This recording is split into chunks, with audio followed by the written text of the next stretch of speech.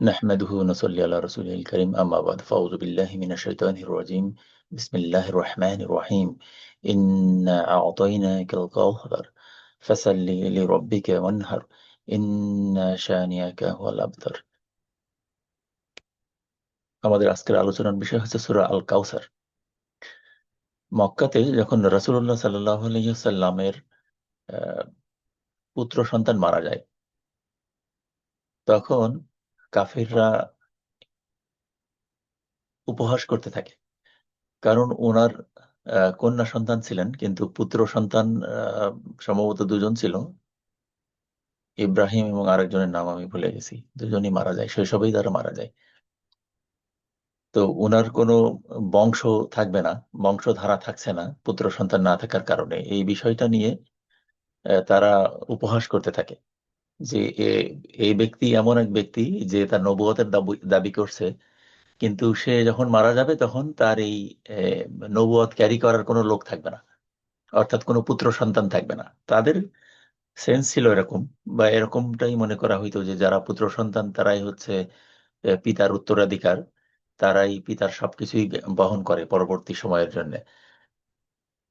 তো সেই সময়ে একে তো সাহাবীরা নির্যাতিত হচ্ছিলেন, রাসূলুল্লাহ সাল্লাল্লাহু আলাইহি ওয়াসাল্লামও নির্যাতিত হচ্ছিলেন শারীরিক এবং মানসিকভাবে, তার আপনজনদের মধ্যে থেকেও। এমত অবস্থায় তখন যখন তার সন্তান মারা গেলেন, তখন তিনি আসলেই দুঃখ ভারাক্রান্ত একটা সময় অতিক্রম করছিলেন। এই সময় আল্লাহ সুবহানাহু ওয়া তাআলা সূরা আল কাউসার নাজিল করেন তাকে সান্ত্বনা দেওয়ার জন্য। এই সময়টাতে হযরত আনাস রাদিয়াল্লাহু তাআলা এই হাদিসটি বর্ণনা করছেন। একদিন রাসূলুল্লাহ সাল্লাল্লাহু আলাইহি ওয়াসাল্লাম মসজিদে আমাদের সাথে উপস্থিত ছিলেন। হঠাৎ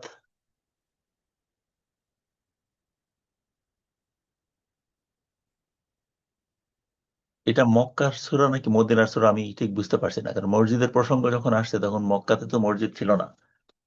আম, আমি এই বিষয়ে কনফিউজ যে এটা মক্কি সূরা নাকি মদিনার সূরা। হইতে পারে মদিনার, কারণ এখানে মসজিদের বিষয়টা আসছে প্রসঙ্গের মধ্যে। আনাস রাদিয়াল্লাহু তাআলা বলছেন যে যখন মসজিদে আমাদের সামনে উপস্থিত ছিলেন, হঠাৎ তার মধ্যে তন্দ্রা অথবা এক প্রকার অচেতন ভাব দেখা দিল। অতঃপর তিনি হাসি মুখে মাথা উঠালেন। আমরা জিজ্ঞেস করলাম, ইয়া রাসূলুল্লাহ সাল্লাল্লাহু আলাইহি ওয়াসাল্লাম, আপনার হাসির কারণ কি? তখন তিনি বললেন যে এই মুহূর্তে একটি সূরা নাজিল হয়েছে, এবং বিসমিল্লাহ সহ তিনি সূরা আল কাউসার পাঠ করলেন। এবং রাসূল সাল্লাল্লাহু আলাইহি ওয়াসাল্লাম বললেন যে এটা এটা মাক্কি সূরা। মাক্কি সূরা? সূরা আল কাউসার মাক্কি সূরা, জি।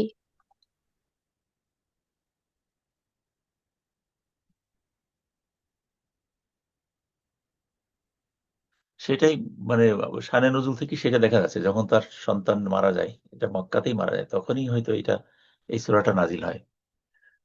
তো সূরার প্রথম অংশ হচ্ছে এই যে নিশ্চয়ই আমি আপনাকে কাউসার দান করেছি। তো রাসূল সাল্লাল্লাহু আলাইহি ওয়াসাল্লাম বলেন যে কাউসার হচ্ছে জান্নাতের একটি নহর। আমার রব আমাকে এটা দেবেন বলে ওয়াদা করেছেন। এতে অজস্র কল্যাণ আছে এবং এটাই হাউজে নিয়ামতের দিন, কিয়ামতের দিন আমার উম্মত পানি পান করতে থাকবে এখান থেকে। আর এই পানির পাত্রের সংখ্যা হবে আকাশের তারকা সম, আকাশের তারকা সমূহের সমান। তখন কতক লোককে ফেরেশতারা হটিয়ে দিবেন, যারা হচ্ছে এই পানি খাইতে আসবে, তাদেরকে হটিয়ে দিবেন। তখন রাসূলুল্লাহ সাল্লাল্লাহু আলাইহি ওয়াসাল্লাম বলবেন যে ইয়া রব, এরা তো আমার উম্মত। তখন আল্লাহ তাআলা বলবেন যে আপনি যখন ছিলেন না তখন আপনি জানেন না যে ওরা আপনার অবর্তমানে কি কি কাজ করছে। সহিহ মুসলিম এবং মুসনাদে আহমেদের হাদিস এটা। অন্য হাদিসে আসছে যে ইসরা ও মিরাজের রাত্রিতে আমাকে এক প্রস্রবণের কাছে নিয়ে যাওয়া হলো, যার দুতীর ছিল মুক্তার খালি গম্বুজে পরিপূর্ণ।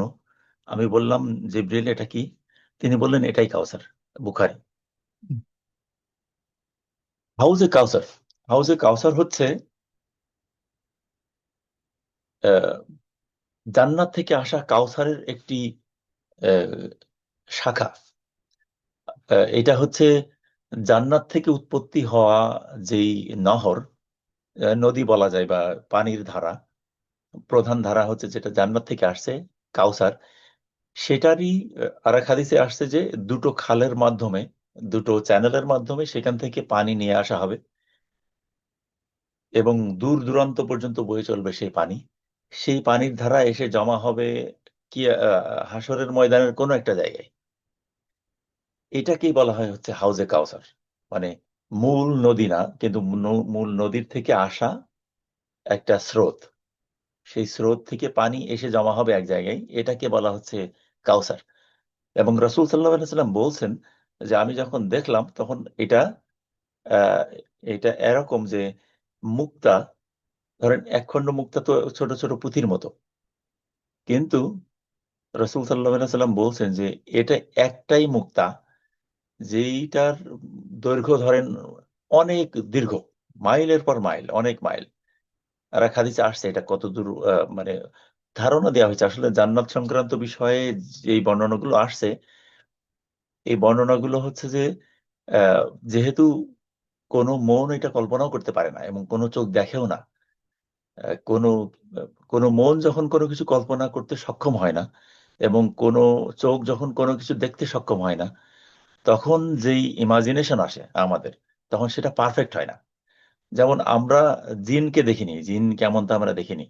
তো এমত অবস্থায় যদি আমাদেরকে ছবি আঁকতে দেওয়া হয় যে জিনের ছবি আঁকো, তখন দেখা যাবে যে আমরা জিনের মানুষের মতো কিছু একটা আঁকাইছি, যার মুখ বড়, যার চোখ বড়, যার দাঁত আছে, যার দুটো শিং আছে, এবং নখ আছে, এরকম এমন এক ধরনের এক জীব বানাই, যেটা বাস্তবে আছে কিনা যেহেতু আমরা জানি না, আমরা এই বর্ণনা শুনে শুনে একটা ভয়ঙ্কর একটা রূপ দেওয়ার চেষ্টা করি।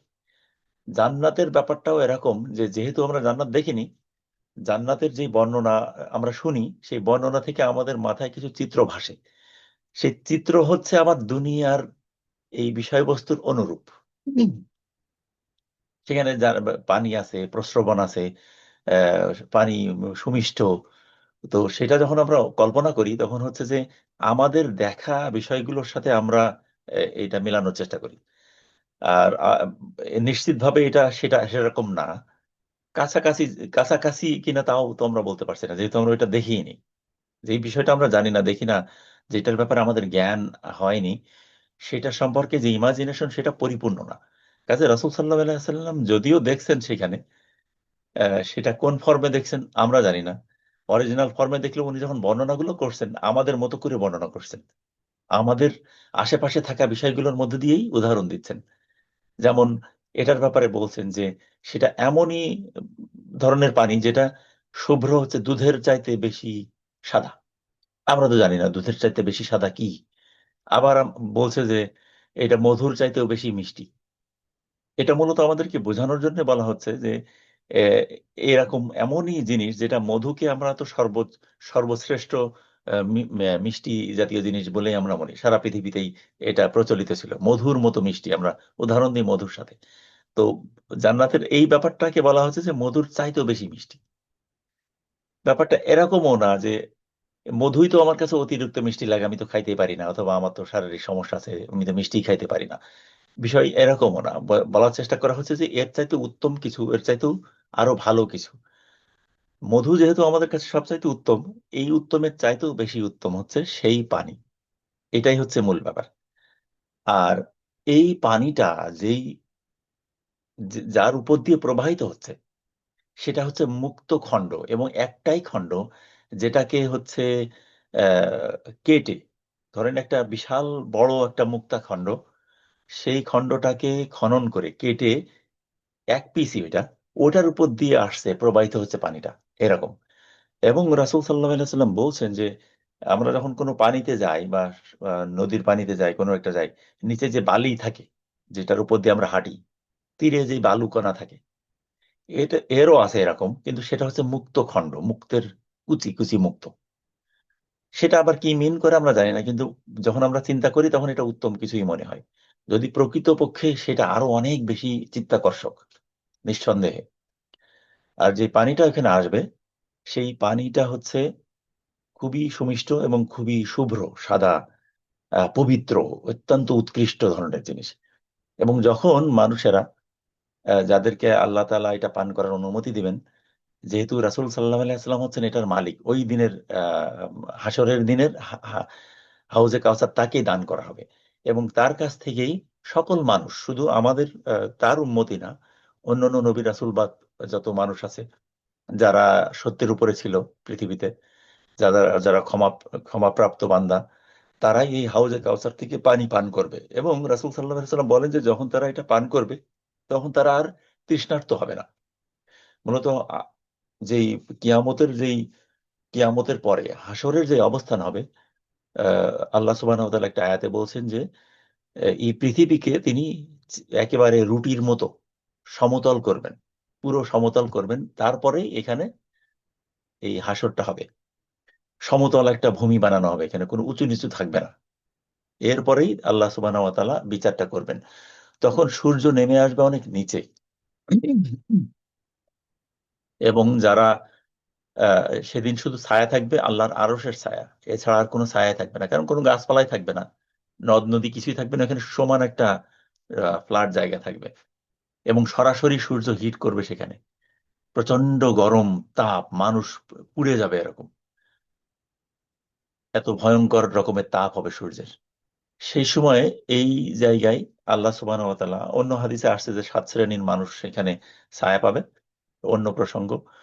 তো এর মধ্যে আহ, যাদেরকে এই পানি পান করানো হবে তারা তৃষ্ণার্ত হবে না। নিঃসন্দেহে আমরা যখন প্রচন্ড গরমের সময় বাইরে যাই আমাদের তৃষ্ণা লাগে, ছাতি ফেটে যায়, এই এই গরমে এই অবস্থা হয়। আর এখানে তো রোজা রাখলেও আমাদের একটা আশ্বাস থাকে যে আমরা মাগরিবে কিছু খাবো, কিন্তু সেখানে ওই আশ্বাসটা থাকবে না। এবং অন্য হাদিস মতে এই সময়টা হবে 50,000 বছর।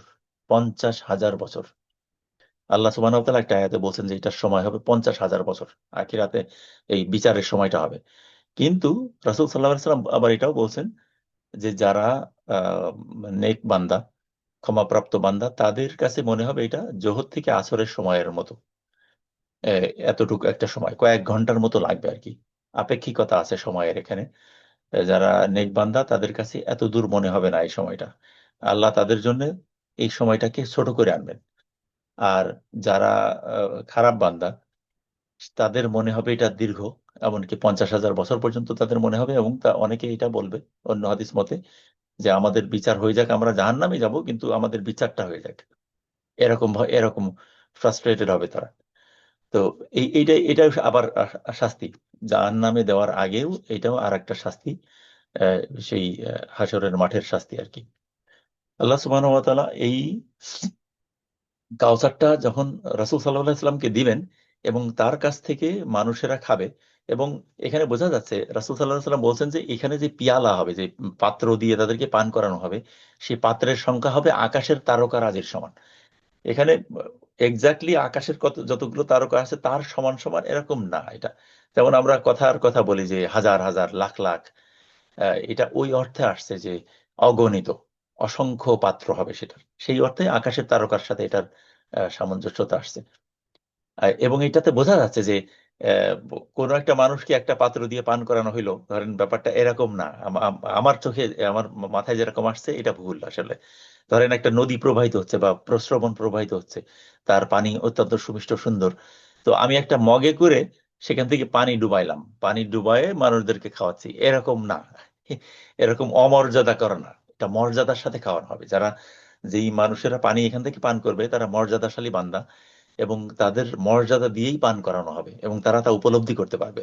কাজে বিষয়টা এরকম না যে রাসূল সাল্লাল্লাহু আলাইহি সাল্লাম সেখানে দাঁড়িয়ে আছেন এবং তিনি তার হাতে একটা মগ, তিনি মগে পানি ধরছেন নদীর মধ্যে থেকে এবং মানুষদেরকে খাওয়াচ্ছেন, এরকম এই ধরনের না।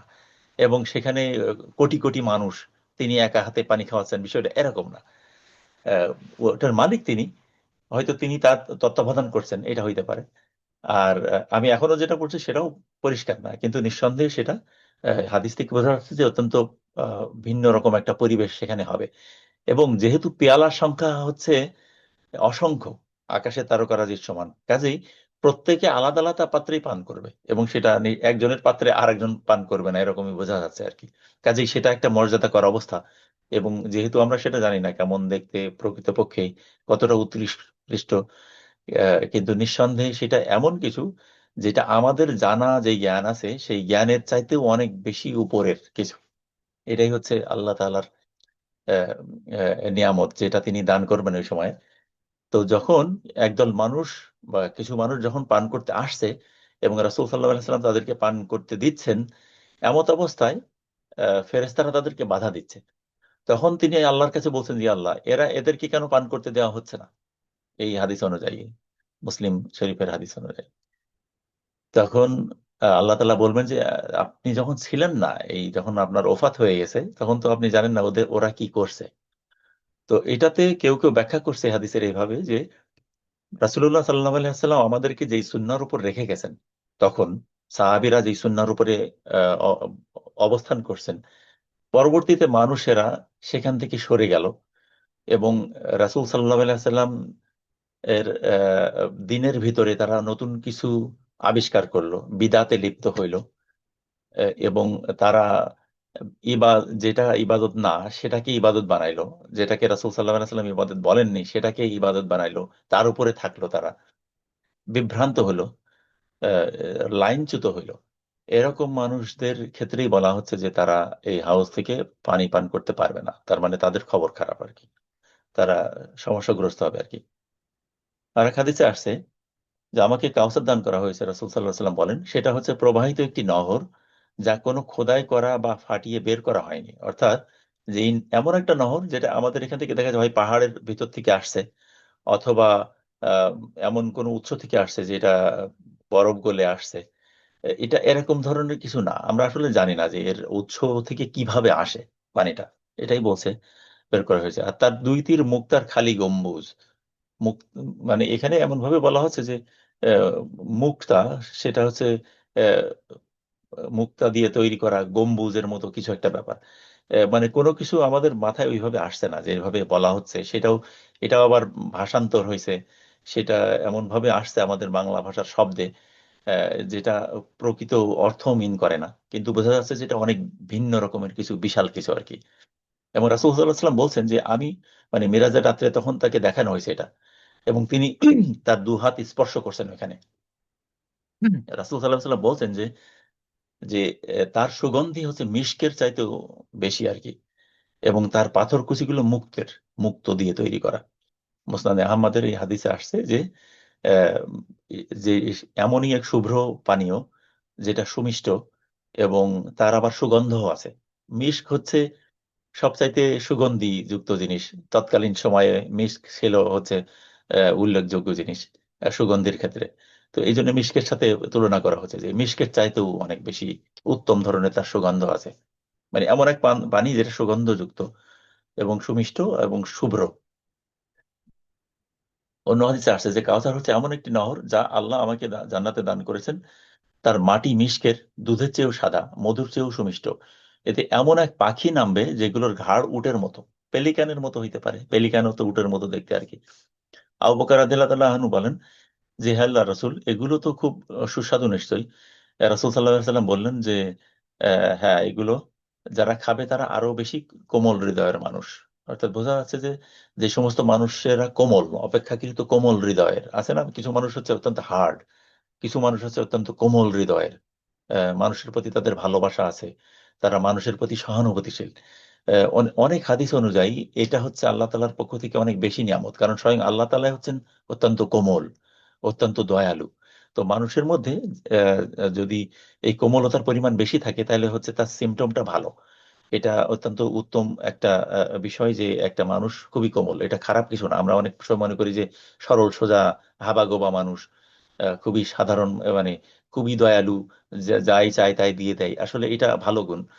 হয়তো তার এই বিষয়টাকে মানুষ অ্যাবিউজ করছে, মানুষটা মিস ইউজ করছে, কিন্তু ওই লোকটার এতে শঙ্কিত হওয়ার কোনো কারণ নেই, বরং এটা খুব ভালো একটা গুণ যে সে একটা কোমল হৃদয়ের। তো এখানে এই কোমল হৃদয়ের বিষয়ে প্রশংসা করছেন, কারণ আবু বকর রাদিয়াল্লাহু তাআলা ছিলেন এই কোমল হৃদয়ের অধিকারী, এবং অনুমান করা যায় যে এই জাতীয় মানুষেরাই সেই কাউসার পান করতে পারবে ইনশাআল্লাহ। তো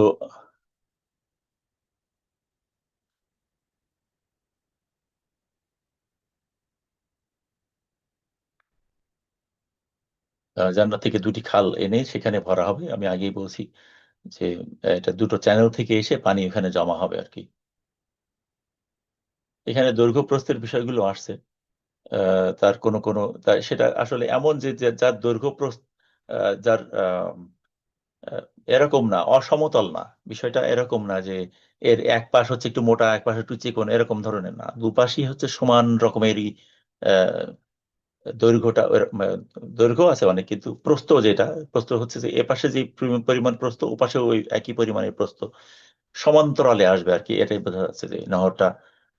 এবং রাসূল সাল্লাল্লাহু আলাইহি সাল্লাম বলছেন যে আহ, আয়তন হচ্ছে আয়লা থেকে, মানে বাইতুল মুকাদ্দাস থেকে সানা পর্যন্ত, এবং পেয়ালার সংখ্যা হবে আকাশে তারকারাজির মতো। উদাহরণ সহ বোঝাচ্ছেন যে অমুক জায়গা থেকে অমুক জায়গা পর্যন্ত এত দূর হবে আর কি, দূরত্ব বোঝানোর ক্ষেত্রে বোঝানো হচ্ছে আর কি। আবার ওই একই বর্ণনা, অনেকগুলো বর্ণনা আসছে এই হাদিস। 30 জন সাহাবী বর্ণনা করছেন একই হাদিস, মোতাওয়াতির ক্ষেত্রে আসছে। তো প্রত্যেক জায়গায় এই একই রকমের বর্ণনা, কিছু কিছু ক্ষেত্রে একটু বেশি বর্ণনা আসছে। মোট কথা হচ্ছে যে আল্লাহ সুবহানাহু ওয়া তাআলা তার রাসূলকে সাল্লাল্লাহু আলাইহি সাল্লাম সম্মান করে এই হাউজে কাউসার দান করছেন, অলরেডি দান করছেন, এবং তিনি সেটা প্রাপ্ত হবেন আখিরাতে। এবং সেখান থেকে তিনি তার উম্মতদেরকে পান করাবেন। এবং যাকে পান করানো হবে সে আর তৃষ্ণা অনুভব করবে না। পরবর্তীতে সে যখন খাবে তখন তার আহ, উম, জান্নাতের বিষয়টা কিন্তু এরকম না যে আমরা এখন দুনিয়াতে যখন দীর্ঘ সময় না খেয়ে থাকি তখন আমাদের ক্ষুধা লাগে, ক্ষুধা লাগতে লাগতে এমন অবস্থা হয়ে যায় এক্ষুনি আমি যা পাবো তাই খেয়ে ফেলবো, এরকম ধরনের বিষয় জান্নাতে না। জান্নাতে মূলত মানুষ খায় তার নেচারের কারণে, তার খাইতে ভালো লাগে, এই ভালো লাগাটা দান করেন। ক্ষুধার ক্ষেত্রে মানুষ ডিপেন্ডেন্ট না সেখানে, যে আমি দীর্ঘ সময় না খাইলে যে ক্ষুধাই লাগবে, এরকম ধরনের ব্যাপার সেখানে না। কিন্তু খাবার খাওয়ার ইচ্ছা থাকবে সব সময়, যে আমি আমার সামনে কোনো খাবার আসলো সেটা পরিপূর্ণভাবে পুরোটা খাওয়ার তৌফিক আল্লাহ তাআলা দান করবেন। সেটার অবস্থাটা আসলে ভিন্ন রকম, ক্ষুধার প্রতি ডিপেন্ডেন্ট না। এরকম না যে একটা মানুষের ক্ষুধা কম, একটা মানুষের ক্ষুধা বেশি, কেউ একটা আস্ত মুরগি খাইতে পারে কেউ পারে না, এরকম ধরনের ব্যাপার না। সেখানে যা খাওয়ানো দেওয়া হবে বা যা সে চাইবে সেটা পরিপূর্ণ তৃপ্তির সাথে সে পুরোটাই খাইতে পারবে, এবং তার ক্ষুধা লাগবে না, এবং ঢেকুর তোলার সাথে সাথে সেটা আবার ভ্যানিশ হয়ে যাবে। তো সেখানকার অবস্থা আসলে এরকম। তারাই ওইটা পাবে যারা হচ্ছে ক্ষমাপ্রাপ্ত বান্দা। আল্লাহ সুবহানাহু ওয়া তাআলা হচ্ছেন তাদেরকেই সম্মানিত করবেন। এটা সম্মানের সাথে সম্পৃক্ত এবং এটা স্বাদের সাথে সম্পৃক্ত। এবং আল্লাহ তাআলা বলছেন যে নিশ্চয়ই আমি তোমাকে আপনাকে আল কাউসার দান করেছি। এর পরের আয়াতে আল্লাহ তাআলা বলছেন যে অতএব তোমরা প্রতিপালকের উদ্দেশ্যে নামাজ আদায় করো, সালাত আদায় করো এবং কুরবানি করো। এখানে বোঝা যাচ্ছে যে সালাত এবং কুরবানি করা। তো নাহারের আরেকটা অর্থ হচ্ছে যে উট কোরবানি করা। উট কোরবানি করা, আবার অন্য অর্থ আছে যে এটা পশু কোরবানি করা। আবার এখানে নর্মাল কোরবানি যেটা, সেটা কোরবানি অর্থে হচ্ছে যে কোনো স্যাক্রিফাইস। আমি আমার কোনো একটা বিষয় আরেকজনের জন্য ছেড়ে দিলাম। আমি এটা ভোগ করতে পারতাম, পছন্দও করতাম, কিন্তু আমি আমার কোনো ভাইয়ের জন্য, কোনো বোনের জন্য এটা ছেড়ে দিলাম, কোনো মানুষের জন্য এটা ছেড়ে দিলাম। এটাও কোরবানি। তো আল্লাহ তাআলা বলছেন যে তোমরা প্রতিপালকের উদ্দেশ্যে সালাত আদায় করো এবং কুরবানি করো, এই আত্মত্যাগগুলো করো। কুরবানি মানে হচ্ছে আত্মত্যাগ করা। নিশ্চয়ই তোমার প্রতি শত্রুতা পোষণকারী নির্বংশ। এই আয়াতটা খুবই গুরুত্বপূর্ণ। কারণ যখন রাসূল সাল্লাল্লাহু আলাইহি সাল্লামের সন্তান মারা গেল তখন মানুষেরা বলল যে সে নির্বংশ। তো আল্লাহ তাআলা রাসূল সাল্লাল্লাহু আলাইহি সাল্লামের পক্ষ থেকে বলছেন যে না, আপনি নির্বংশ নন, বরং যারা আপনাকে নির্বংশ বলে ওরাই নির্বংশ, অর্থাৎ তারাই ক্ষতিগ্রস্ত। এর আরো একটা অর্থ হচ্ছে এরকম যে আপনি বা আমি একটা মানুষ, আমিও ক্ষতিগ্রস্ত, আমিও সমস্যাগ্রস্ত হই, কিন্তু আমাদের শত্রু আছে। সে আমাদের আহ, কাছের লোক হোক অথবা দূরের লোক হোক, আমাদের শত্রু আছে যারা আমাদের অকল্যাণ কামনা করে, অমঙ্গল কামনা করে। এমন লোক, তারা তারা হিংসা করে, এবং তারা মনে করে যে আমি ধ্বংস হয়ে যাই, আমি যে নিয়ামত পাইছি সেটা ধ্বংস হয়ে যাক, সেটা না থাকুক। এমত অবস্থায় আল্লাহ সুবহানাহু ওয়া তাআলার প্রতি আমরা যখন আহ, তাওয়াক্কুল করি এবং তার উপরে আহ, অবস্থান করি এবং তার ইবাদত সমূহ পালন করতে থাকি, আল্লাহ দিনের উপরে অটল থাকি, তখন আল্লাহ তাআলা ওই একই ভাবেই বলেন যে সে ক্ষতিগ্রস্ত হবে না, বরং তুমিই ক্ষতিগ্রস্ত হবে। এটা হচ্ছে আল্লাহ আমাদের পক্ষ থেকে এই আনসারটা দিয়ে দেন। এটাই হচ্ছে এই শেষের আয়াতটা, এটার মানে। শুধু রাসূল সাল্লাল্লাহু আলাইহি সাল্লামকেই বলেননি, বরং যারা এই জাতীয় সমস্যাগ্রস্ত হয় এবং আবার আল্লাহর পথেই থাকে, তাদের এই বিষয়টা আল্লাহ তাআলাই ডিল করেন। যখন মানুষেরা তার ক্ষতি চাচ্ছে, মনে মনে হোক অথবা প্রকাশ্যে হোক, তখন আল্লাহ তাআলা বলেন, না, এর তো ক্ষতি হবেই না, বরং তুমি যে এর ক্ষতি চাচ্ছ তার কারণে তোমার ক্ষতি হবে। এটা হচ্ছে শেষ আয়াত। ইন্না শানিয়াকা হুল আবতার। তো আল্লাহ সুবহানাহু ওয়া তাআলা আমাদেরকে সেই পরিমাণ ভাগ্যবান করুন, যাতে করে আমরা আখিরাতে আল কাউসার পান করতে পারি, এবং যেদিন আল্লাহর আরশের ছায়া ছাড়া অন্য কোনো ছায়া থাকবে না, সেদিন আল্লাহ সুবহানাহু ওয়া তাআলা আমাদেরকে তার ছায়া দান করুন, যাতে করে আমরা সেদিন কষ্টে নিপতিত না হই। সেই ৫০,০০০ বছরের সময়টাকে তিনি আমাদের জন্যে জোহর থেকে আসরের সময়ের মতো করে দিন, এবং সেই সমস্ত মানুষের কাতারে রাখুন যারা ইতিমধ্যেই সফল, এবং নবী, সিদ্দিক, শহীদ, সেই সমস্ত মানুষ যারা ক্ষমাপ্রাপ্ত বান্দা, সর্বোচ্চ লেভেলের বান্দা। আল্লাহ তাআলা আমাদেরকে তাদের কাছে রাখুন, তাদের সাথে রাখুন, সেই হিসেবেই কবুল করুন, যাতে করে আমাদের আ যে হিসাব সেটা খুবই সহজ হয়, অথবা আমাদেরকে বিনা হিসেবে আল্লাহ সুবহানাহু ওয়া তাআলা জান্নাত দান করেন। মূলত ওইটাই হচ্ছে প্রকৃত সফলতা। কারণ দুনিয়ার ১০০ বছরের বেশি হায়াত কেউ পায় না। আর দুনিয়ার জীবন বুঝতে গেলে তার ১৫, ১৬, ২০ বছর সময় লেগে যায়। আবার তার বয়স যখন ৭০, ৭৫ বছর, ৮০ বছর হয়ে যায়, তখন সে দুনিয়া উপভোগও করতে পারে না সঠিকভাবে। কাজেই দুনিয়ার যেই সময়, ভোগ করার যে সময়, সেটা খুবই কম। আর আখিরাতে যে সময় সেটা অনন্ত সময়, সেটা হাজার কোটি বছরেও শেষ হবে না। এবং এর মধ্যে যেই হিসাব-নিকাশের সময় ৫০,০০০ বছর, সেইটাতেই মানুষ, অ্যা পাপী ব্যক্তিরাও বলবে যে আমাকে জাহান্নামই দেওয়া হোক, কিন্তু হিসাবটা দ্রুত হয়ে যাক, আমার বিচারটা দ্রুত হয়ে যাক। কারণ মানুষের বিচার একে, একে হইতে, হইতে অনেক সময় লাগাবে। আল্লাহ তাআলা এটাই দিবে তাদেরকে। এটাই পানিশমেন্ট। তো সেই পানিশমেন্টের মধ্যেও আমরা যেন না যাই। তখন আমাদের উপলব্ধি এরকম তো হইতেই হবে যে দুনিয়াতে আমরা আসলে কয়েক মুহূর্তই বেঁচে ছিলাম। তো আল্লাহ তাআলা যেন এই উপলব্ধি এখনই দান করেন যে, সেই সময় যেন আমরা এই উপলব্ধিতে না আসি যে দুনিয়াতে তো অল্প সময় ছিলাম, তাইলে এখন আমাদের অবস্থা এমন কেন হইল? আল্লাহ সুবহানাহু ওয়া তাআলা ওই উপলব্ধি এখনই দান করুন, এবং এখনই ক্ষমা করুন যে অ্যা যত পাপ আছে, নিঃসন্দেহে আমরা প্রত্যেকে পাপী। আল্লাহ সমস্ত পাপগুলোকে ক্ষমা করে দিন, এবং জান্নাতে বিনা হিসেবে জান্নাত আমাদের জন্য কবুল করুন। যারা সফল হইছেন আল্লাহর কাছে, তাদের কাতারে রাখুন, এবং হিসাবগুলো সহজ করুন, এবং বিনা হিসেবেই জান্নাত দান করুন। আর এই কাউসার আমরা যেন প্রাপ্ত হই সেই সময়।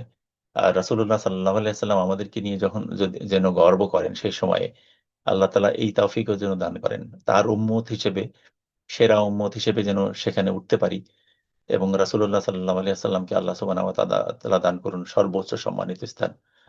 এটাই ছিল আমাদের আজকের আলোচনা। আসসালামু আলাইকুম ওয়া রাহমাতুল্লাহি ওয়া বারাকাতুহু। যদি এই প্রসঙ্গে বা কোনো প্রশ্ন থাকে আপনারা করতে পারেন।